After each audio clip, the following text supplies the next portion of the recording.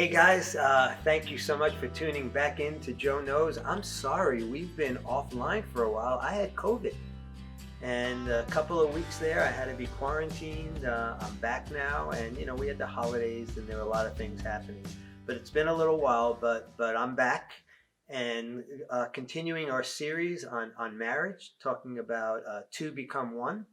And I have a book that I wrote about that. And the last two sessions I talked about understanding each other. We talked about expectations in marriage, and then we talked about personality and temperament. And what I want to do now is move into the second part of the book and the counseling. It's really more of a counseling book, a workbook. And I want to talk about the most important thing that you'll learn how to do if you're going to have a healthy marriage, and really in any relationship, if you are able to quickly resolve conflict.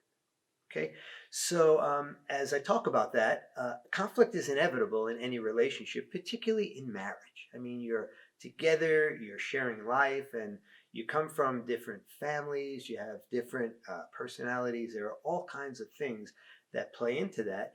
And oftentimes there are things that we disagree about, and they can turn into conflicts. And couples who are really adept at resolving conflict quickly are ones that have a healthy marriage. I like to say this.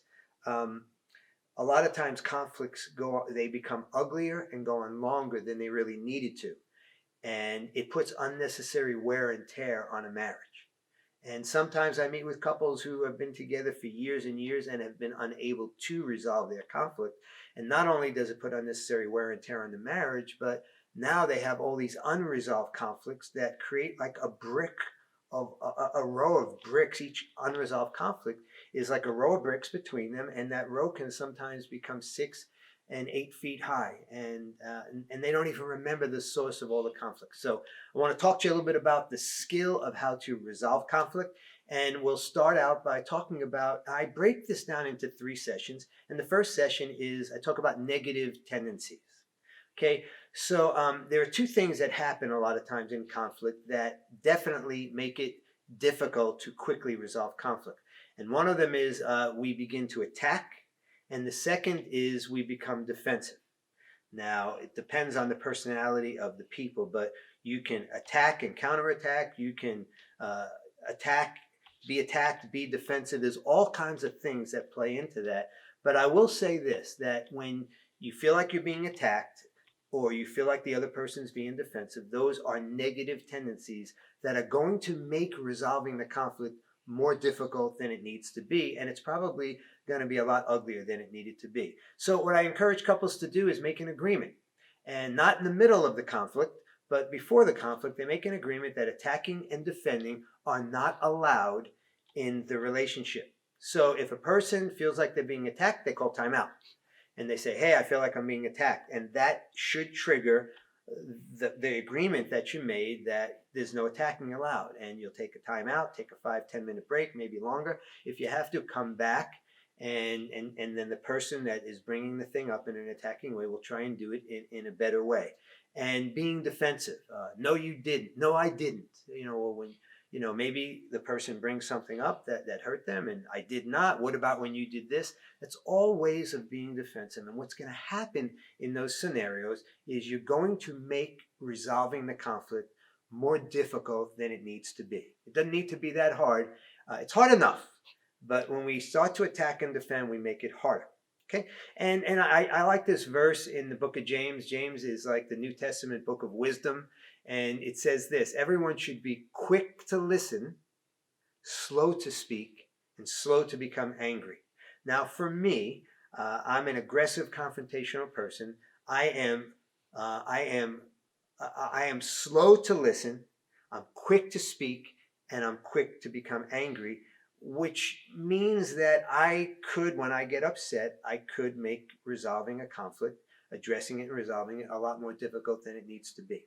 So anyway, that verse I think helps us to understand that we're going to really try not to do those things. Okay, and then I try and help couples to identify whether they're passive, non-confrontational, or whether they're aggressive, confrontational in their approach to conflict. Okay, so a passive, non-confrontational person they generally speaking don't like conflict, and they will try to avoid it. They will withdraw from it. They will give in if they have to. But here's the key: they are not resolving the conflict, they're running away from it. Okay? And then you have your aggressive confrontational people who tend to attack. They like to intellectualize, and they love to win. And you can be varying degrees of that. I happen to be pretty strongly aggressive confrontational.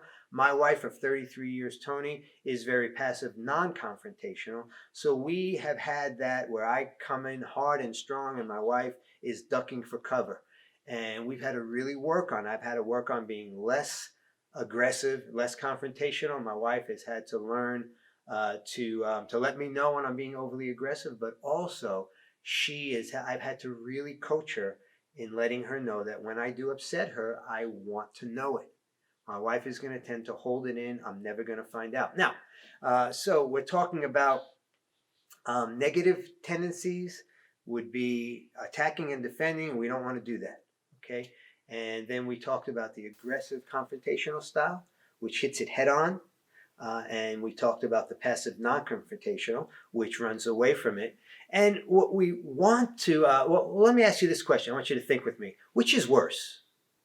The passive non-confrontational, kind of, laid back, going to let the smoke clear, not going to really hit it head on.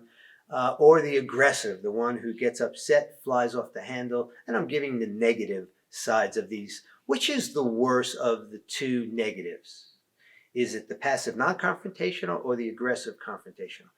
And I'd like to say emphatically that even though a lot of passive people would say, well, I think it's really bad for a person to be aggressive, to raise their voice, to attack, to try to win, they might think that that's worse, but I want to beg to differ. Now listen, I'm not defending either of these styles. We're saying attacking and defending is wrong. We're saying being overly aggressive and confrontational is maybe not the quickest way to resolve a conflict effectively. Holding it in is not good either. So none of this is good, but I think at least if I had to choose one, I'd at least take the aggressive, because at least the aggressive person allows the other person to know how they're feeling and what they're thinking. The passive person tends to hold things in, and the person on the other end, the person that is doing the offending, doesn't even know that the person's upset with them. And then when that passive non-confrontational person finally gets things out, it's so far down the road that it's hard to put the pieces back together. So though neither of those is recommended, being passive, non-confrontational, being aggressive and confrontational, I would rather at least know what I'm dealing with than not know and have to find out 10 years of offenses at the same time. So what I'd like us to do now is I'm going to just kind of wrap up this session. I've got 2 more sessions on resolving conflict, and we'll cover them, and we're gonna release them all in the same week. So I talked to you today about some negative things not to do. If you're anything like me and my wife, maybe you find that, like we did, that we do all the wrong things naturally. So there's hope for us, and that means there's hope for you as well. And I hope you'll hang in there. God bless you, and I'll talk to you next time as we continue talking about resolving conflicts in marriage.